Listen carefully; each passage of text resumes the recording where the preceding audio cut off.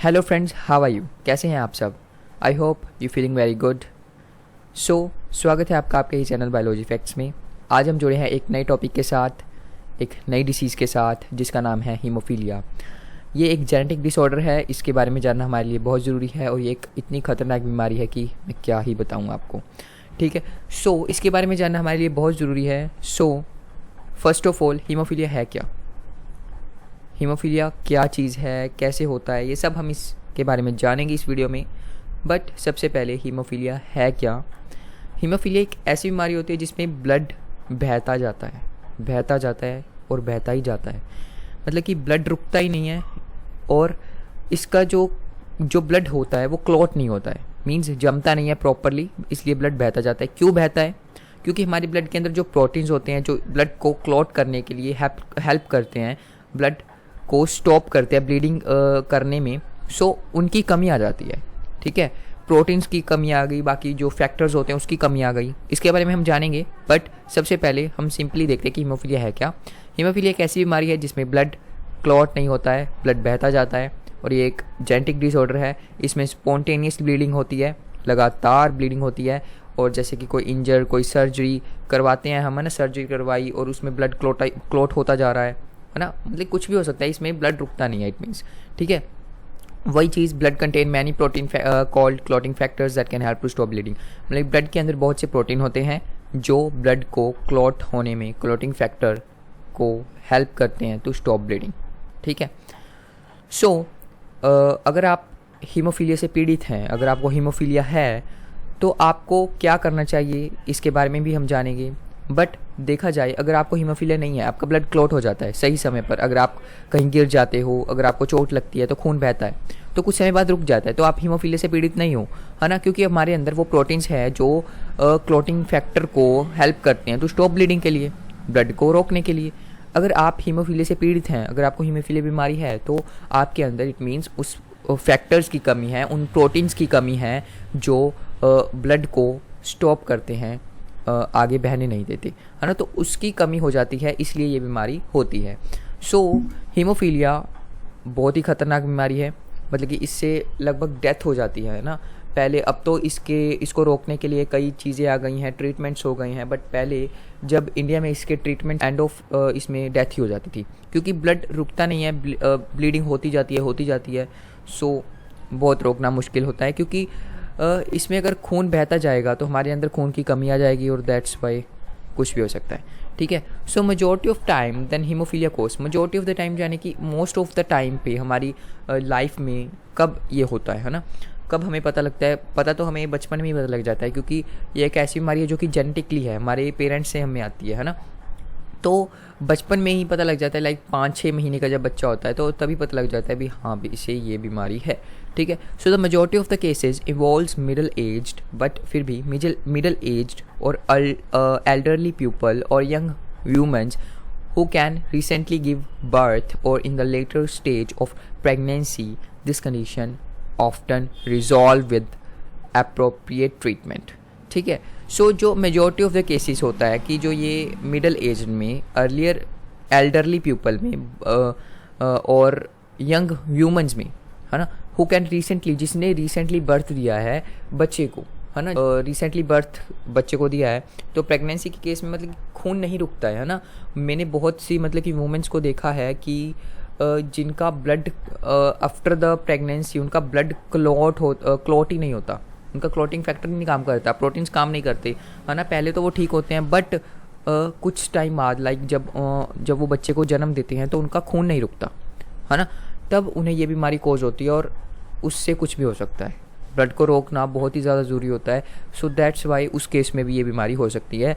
ठीक है, तो अगर देखा जाए तो ये बीमारी जो है वो ज़्यादातर मेल्स में देखी जाती है, क्योंकि जो ये बीमारी है ये एक ह्यूमन से आती है, क्योंकि ये एक्स क्रोमोजोम से आती है। आप जानते ही होंगे कि मेल के अंदर XY क्रोमोजोम होते हैं और फीमेल के अंदर XX क्रोमोजोम होते हैं, और ये बीमारी X क्रोमोजोम की वजह से आती है। अगर एक X क्रोमोजोम में कुछ हो जाए, ये बीमारी के जीन्स वहाँ पर आ जाएँ, है ना, तो ये बीमारी होती है। तो जो मेल है उसके पास XY होता है और फीमेल है उसके पास XX होता है। अगर फीमेल को अगर एक एक्स में कुछ हो जाए तो कोई बात नहीं, क्योंकि उसके पास एक और एक्स है, बट जो मेल है उसके पास तो सिर्फ एक ही एक्स है। सो दैट्स वाई इससे फिर ये ऐसे बीमारी क्रॉस होता है और उससे उसके बाद ये बीमारी कोज हो जाती है। बट मोस्ट ऑफली द केसेस मेल में ये बीमारी पाई जाती है, ठीक है। तो मेल इसमें ज़्यादा होते हैं हीमोफीलिया में, ठीक है। और इसके बाद अगर हम जानें कि हीमोफीलिया के सिम्टम्स क्या हैं, ठीक है। सो इसमें सिंपल है कि ए simply bump on the head, मतलब कि जो जिसको ये सिम्टम्स होते हैं लाइक मतलब कि अगर हमारी बॉडी में हो जाए तो हमें कैसे पता लगेगा कि जैसे कि इसमें बम्प्स होने लग जाते हैं, लाइक हमारे simple bumps on the head पर बम्प्स होने लग गई, ठीक है। और कोज ब्लीडिंग, मैं इसकी पिक भी आपको दिखाऊंगा कि कैसे ये दिखता है ना, मतलब कि बहुत ही ज़्यादा डेंजरस बीमारी है। तो जैसे कि इसमें हेड में बम्प होने लग गए, can cause bleeding into the brain for some peoples, इसमें ब्लड बहता है। ये इंटरनल भी हो सकता है, एक तो होता है कि हमारी बॉडी के बाहर ब्लड बहना, एक होता है हमारी बॉडी के अंदर ही ब्लड बह रहा है। जो ये जॉइंट्स हैं, सिंपली जो ये जॉइंट्स हैं है ना, घुटने हैं, घुटनों में ये दिखाया गया है कि जो यहाँ पर है ब्लड क्लॉट हो रहा है और क्लॉट अंदर हो रहा है, और उसमें देखो कैसे जॉइंट एक तो सही है और दूसरा जॉइंट कैसे उसमें बम्प्स पड़ गए हैं, वह स्वेलिंग सी आ गई है। तो इसमें सारा खून बहा हुआ है, ये सारा खून है, ठीक है। सो इसमें इस व्यक्ति को हीमोफीलिया है और दैट्स वाई इसका क्लॉटिंग फैक्टर काम नहीं कर रहा और इसमें ब्लड बहता ही जा रहा है, इंटरनली अंदर ही बह रहा है। वैसे ये कहीं पर भी हो सकता है, हमारे लगभग ये एंकल्स में हो गया, ब्रेन में हो गया, ब्रेन का तो बहुत ही ज़्यादा दिक्कत दे जाता है, ठीक है, घुटनों में हो गया। सो बहुत ही ज़्यादा डेंजरस है। और अगर इसके साइंस देखें है ना, क्या होता है इसमें अगर हो जाए तो पेनफुल प्रोलॉन्ग्ड हेडेक, सिर में बहुत ज़्यादा दर्द हो जाता है, पेनफुल होता है ना, रिपीटेड वॉमिटिंग्स आने लग जाती हैं, स्लीपीनेस, सो मीन्स नींद नहीं आती, सडनली वर्कनेस और क्लमसीनेस, मतलब कि वीकनेस आ जाती है, सडन वीकनेस हो जाती है, मतलब कि हमारी बॉडी के अंदर बहुत सी चेंजिंग्स आने लग जाते हैं, ठीक है। सो ये बहुत ही ज़्यादा खतरनाक बीमारी और इसके सिम्टम्स हमने देखे। और इसके अलावा अगर मैं बात करूं कि हमें डॉक्टर को कब दिखाना चाहिए, ठीक है। अगर आपको देखा जाए, अगर कोई भी ऐसा व्यक्ति है जिसको ये बीमारी हो रही है ना, हीमोफीलिया बीमारी है और उसको उसका ब्लड क्लॉट नहीं हो रहा, मतलब कि कुछ हो जाए और उसका ब्लड बह रहा है बार बार, ठीक है, तो आपने क्या करना है कि उसको बिठाना है और उसको ठंडे पानी का सेवन करवाना है या ठंडे पानी से उसे नहलाना है ना, उसके सिर के ऊपर ठंडा पानी डालना है, गर्म पानी तो बिल्कुल भी नहीं डालना है, ठीक है। क्यों? क्योंकि देखो गर्म तो पहले वो ही मतलब कि बहुत गर्म पानी है और उसके अलावा गर्म जो भी टेम्परेचर का मतलब क्या होता है कि हमारी बॉडी कोई भी चीज़ पिघलती है, बट हमने उसको जमाना है, खून को जमाना है, तो कहीं ना कहीं जो ठंडा पानी है वो थोड़ा सा हेल्प कर सकता है इसमें, ठीक है। बट इसके अलावा आपने डॉक्टर की सुझाव तो लेनी है, ठीक है। तो आपने कब when to see a doctor, so has signs और symptoms of bleeding into the brain, जब हमें पता लग जाए कि ब्लीडिंग हो रही है हमारे ब्रेन में, ठीक है, तब an injury in which the bleeding want stop, कोई भी इंजरी है वहाँ पर हमारी ब्लीडिंग स्टॉप नहीं हो रही है ना, जैसे कि अगर आप गिर गए और उसमें ब्लड बहता जा रहा है, आपको चोट लगी है बहुत ज़्यादा और उसमें ब्लड बहता जा रहा है, आप फिर क्या करेंगे? अगर आप कोई घर पे इलाज मत करें, डॉक्टर को दिखाएं, ठीक है। Swollen joints that are hot to the touch and painful to bend, swollen क्या होता है, यहाँ पर जॉइंट्स होते हैं वो फूल जाते हैं, and that are hot to touch, and वो ज़्यादा गर्म हो जाता है वो एरिया। मैंने आपको पिछली स्लाइड में दिखाया ना कि जो ये वाला एरिया ये ज़्यादा हॉट हो जाता है, गर्म हो जाता है और ये सूज जाता है ये area, and touch and painful to bend, अगर आप इसको टच करेंगे तो जिसको भी ये हीमोफीलिया बीमारी होगी उसको बहुत ही ज़्यादा दर्द होगा, ठीक है। तो ये एक ऐसी बीमारी है और मैं आपको बता दूं कि ये जेनेटिकली है, ठीक है, तो हमारे पेरेंट्स में हमें आती है और इसमें जो फीमेल होती है मोस्टली वो कैरियर होती है, फीमेल से ये मेल में ये बीमारी जाती है। बात करें कि कारण क्या है इसका, ठीक है। When a person bleeds the body typically pools blood cells together to form a clot to stop the bleeding. Clotting factors are protein in the blood that work with the cell known as platelets to form clot. Hemophilia occur when a clotting factor is missing or level of the clotting factor are low. Okay, so मैं आपको बताऊँ कि haemophilia आगे भी 2 या 3 तरह का होता है, like haemophilia A, haemophilia B. हमारे अंदर क्लॉटिंग फैक्टर्स होते हैं, ठीक है, जैसे कि 1 से लेके 10, 12 मतलब कि फैक्टर्स होते हैं, और उसमें जो 8th फैक्टर है, 8th फैक्टर हो गया, 9th फैक्टर्स हो गया, एट्थ फैक्टर में अगर कोई डिफेक्ट आ जाए, ये बीमारी का कोई कोज आ जाए, है ना, एट्थ फैक्टर में, तो उसको हीमोफीलिया ए हो जाता है। अदरवाइज़ अगर नाइन्थ में फैक्टर में कुछ दिक्कत आ जाए तो उसमें उस व्यक्ति को हीमोफीलिया बी हो जाता है, ठीक है।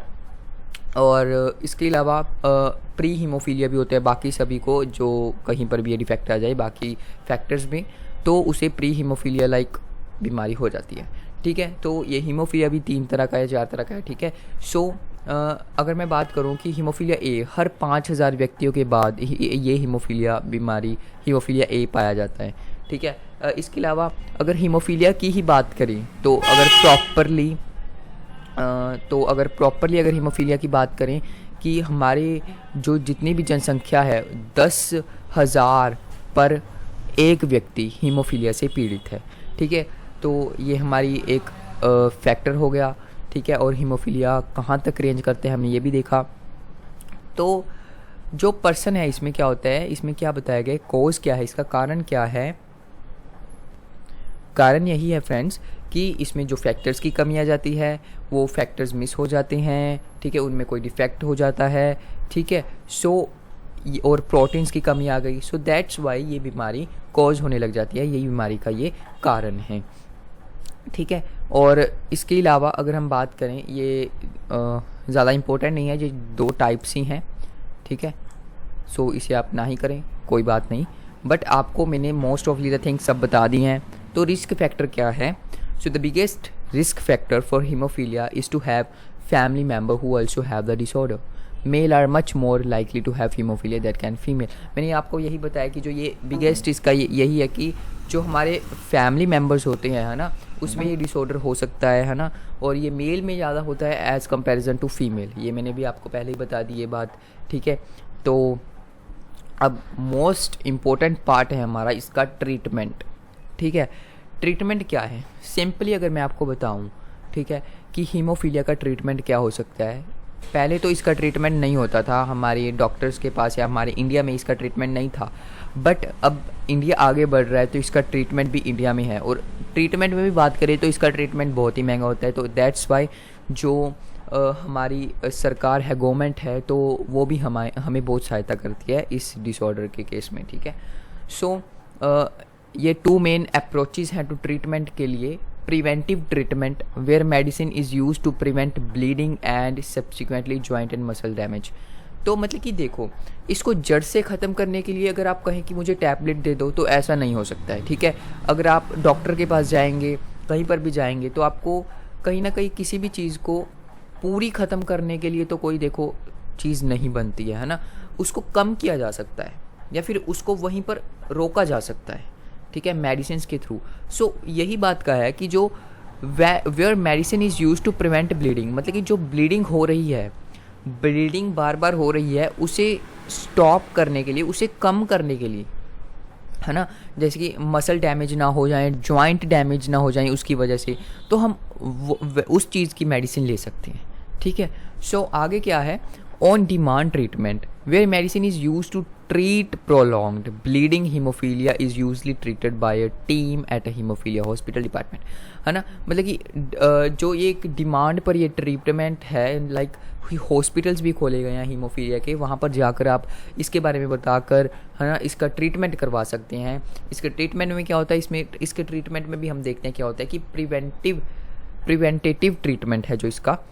Most cases of haemophilia are serve and need preventative treatment. This involves regular injection of clotting factor medicine. Like इसकी जो मेडिसिन होती हैं, जो भी चीज़ बनी होती है, उसके इंजेक्शन दिए जाते हैं, है ना, रोज़ इंजेक्शन दिए जाते हैं। और अगर मैं आपको इसको सब अगर आप एक स्टूडेंट है तो इसको लिख लें, है ना, सारी चीज़ को, है ना, और पढ़ें। और मैं आपको सिंपली इसके बारे में बता देता हूँ कि जो इसमें क्या कहा गया है कि जो डॉक्टर्स हैं वो इंजेक्शन देते हैं, आपको उनसे अपॉइंटमेंट लेनी चाहिए, उनसे मिलना चाहिए, है ना। लाइक इंजेक्शन आपकी बॉडी के अंदर देते हैं। इसका क्या है कि जो ऐसे से कम ही किया जा सकता है कि इंजेक्शन के थ्रू, मेडिसिन के थ्रू, अगर आप इसका कोई ऑपरेशन नहीं है, क्योंकि देखो अगर ऑपरेशन करोगे, क्योंकि ये हीमोफीलिया है तो इसमें ब्लड क्लॉट होता है, तो ऑपरेशन करोगे तो स्टार्टिंग में ही अगर ब्लड क्लॉट होने लग गया तो उसे रोका ही नहीं जा सकता। सो दैट्स वाई इसका ऑपरेशन कैसे होगा, है ना। सो इसलिए इसे इंजेक्शन के थ्रू, है ना, रोज़ इंजेक्शन लगता है, रोज़ हॉस्पिटल में जाना पड़ता है। लाइक ऐसी कर करके इसको कम किया जा सकता है, ठीक है। सो इसके अलावा the import is connected to a blood vessel near the heart. कैसे होता है ना कि जो वो मतलब इंजेक्शन कैसे लगता है, वो चीज़ कैसे होती है ना, blood vessel near the heart, near heart के नियर ब्लड वेसल से ये चीज़ें कनेक्ट करके do you so you do not need to try to find a vein for every injection. मतलब कि हर एक इंजेक्शन के लिए वेन में ही ज़रूरी नहीं होता, और भी कई मेथड्स होती हैं, ठीक है। इसके अलावा जो प्यूपल्स होते हैं उनमें उनको ट्रीटमेंट करने के लिए अगर मैं बताऊं, आप योगा करें, है ना, योगा करें। इसके अलावा डॉक्टर्स तो जो बताते हैं वही चीज़ करें, है ना, जो कह रहे हैं वही खाएं, है ना। और हीमोफीलिया बी, हीमोफीलिया ए, इसके बारे में हमने देखा, ये इसकी टाइप्स होती हैं, और इसको भी रोका जा सकता है ना। तो इसकी स्टेजेस भी होती हैं, जैसे कि अगर आप इसको पहली स्टेज में ही रोक लें तो बहुत अच्छा है, नहीं तो इसकी स्टेजेस बढ़ती जाती हैं। That's very typical for you.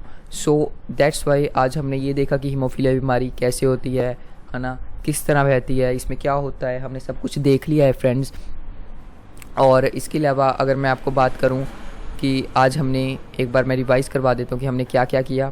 हमने हीमोफीलिया क्या है इसके बारे में देखा, हीमोफीलिया कब होता है इसके बारे में देखा, हीमोफीलिया के सिम्टम्स क्या हैं हमने ये देखा, ठीक है, कैसे दिखता है ये भी देखा, और कब डॉक्टर के पास जाना चाहिए, इसका कारण क्या है, रिस्क फैक्टर क्या है, इसकी ट्रीटमेंट क्या है, हमने देखा, है ना।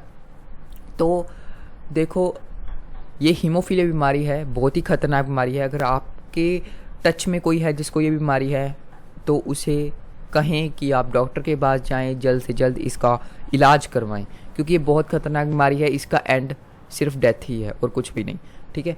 तो अगर इसको रोका जाए, क्योंकि आजकल बहुत ही ज़्यादा हमारे डॉक्टर्स हैं, है ना, इसका इलाज कर सकते हैं, क्योंकि नई नई मशीनें, नई नई चीज़ें आ गई हैं इस बीमारी को ख़त्म करने के लिए। सो दैट्स वाई अगर आप भी किसी को बताएंगे तो आपका ही भला होगा, है ना। सो दैट्स वाई आप अगर किसी के टच में है तो उसे ज़रूर कहें। अगर आप, मैंने पहले भी कहा, अगर आप एक स्टूडेंट हैं तो इसके नोट्स बना लें। अगर आप एक स्टूडेंट नहीं हैं तो आई होप आपको ये वीडियो फिर भी अच्छी लगी होगी। Thanks friends, thanks for watching. मिलते हैं एक नई टॉपिक के साथ नेक्स्ट वीडियो में, तब तक के लिए ओके फ्रेंड्स, बाय बाय।